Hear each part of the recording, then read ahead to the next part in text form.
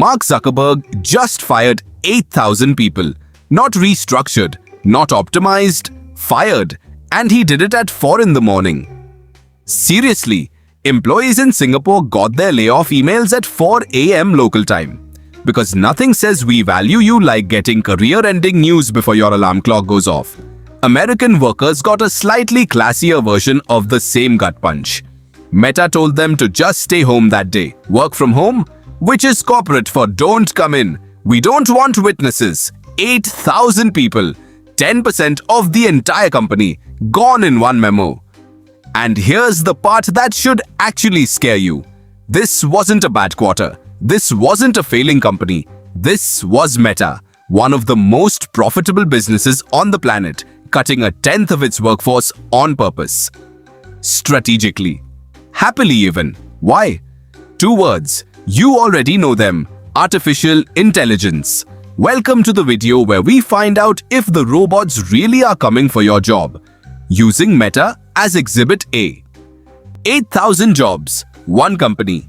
Let's talk money. Because money is the only language Silicon Valley actually speaks fluently. Meta spent about $72 billion last year building AI infrastructure. Data centers, chips, the whole buffet. This year, they're planning to spend somewhere between $125 and $145 billion. That's not a raise.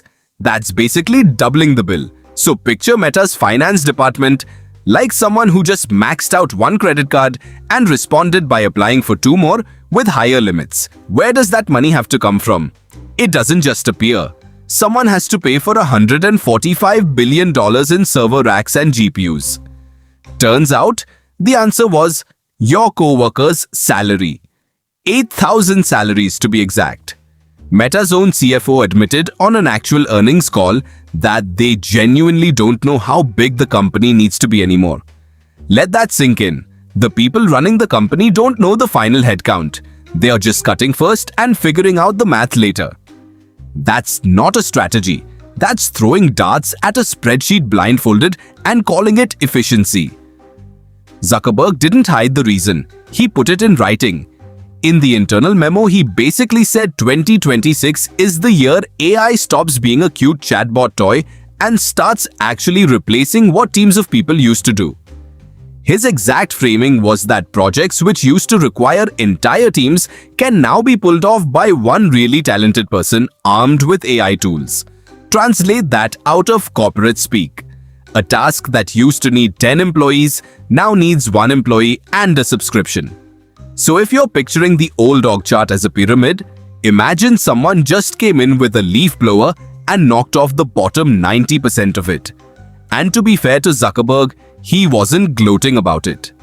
In a later memo, he actually admitted the company had made mistakes handling the restructuring and warned employees that more mistakes were probably coming. Which is corporate speak for we're making this up as we go, but the layoffs are staying. Here's the twist most headlines skip. Meta didn't just cut 8,000 jobs and call it a day. They also moved another 7,000 employees sideways into brand new AI-focused teams.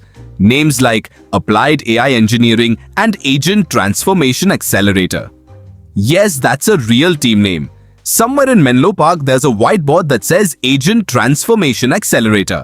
And nobody in that meeting laughed. So combine the fired and the reshuffled.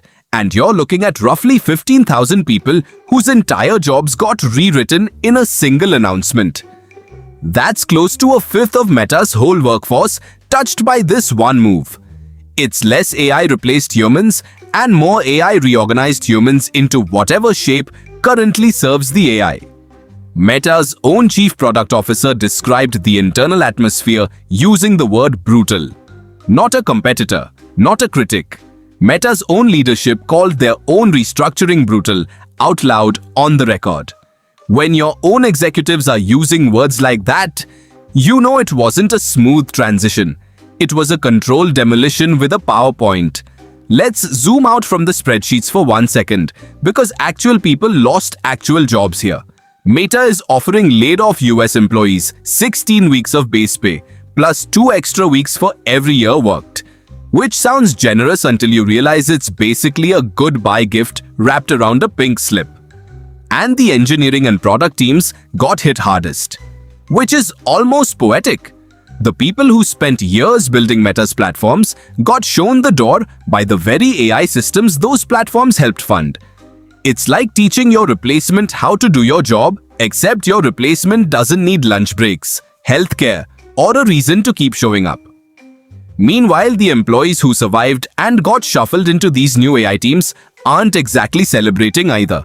Reports describe a workforce that's anxious, uncertain, and quietly updating their resumes just in case round 2 shows up.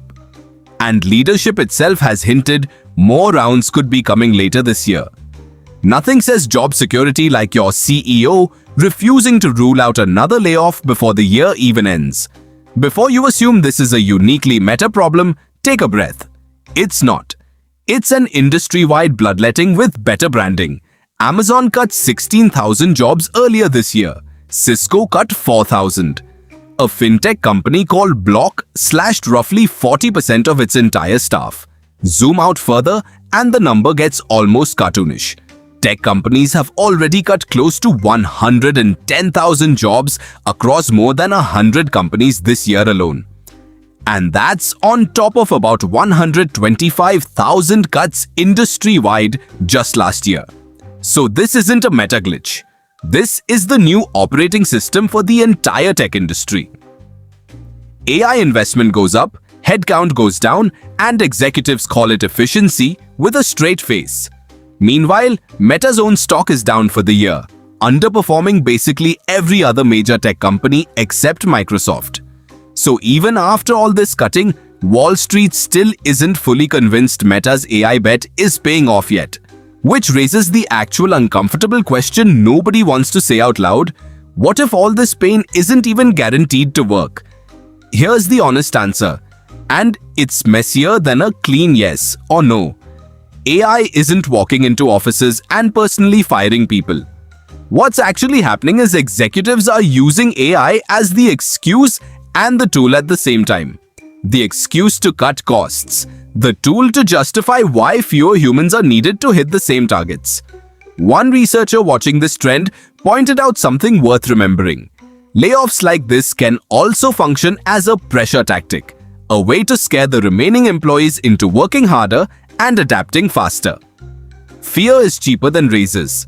So if you work in tech, or honestly in any knowledge work industry right now, the takeaway isn't panic. It's adapt faster than the spreadsheet does. The people most likely to survive the next round aren't the ones ignoring AI. They're the ones learning to direct it. Because right now, at every major company running this playbook, the job description slowly rewriting itself isn't "does the task." It's "supervises the thing that does the task." Meta just proved, in the most expensive way possible, that being the biggest company in the room doesn't protect you from that shift. It just means your version of the shift comes with a bigger memo and a 4 a.m. email. If a company spending over $100 billion a year on AI still isn't sure how many humans it actually needs, that tells you everything about where this is headed next. Subscribe if you want to stay ahead of that shift instead of getting blindsided by it.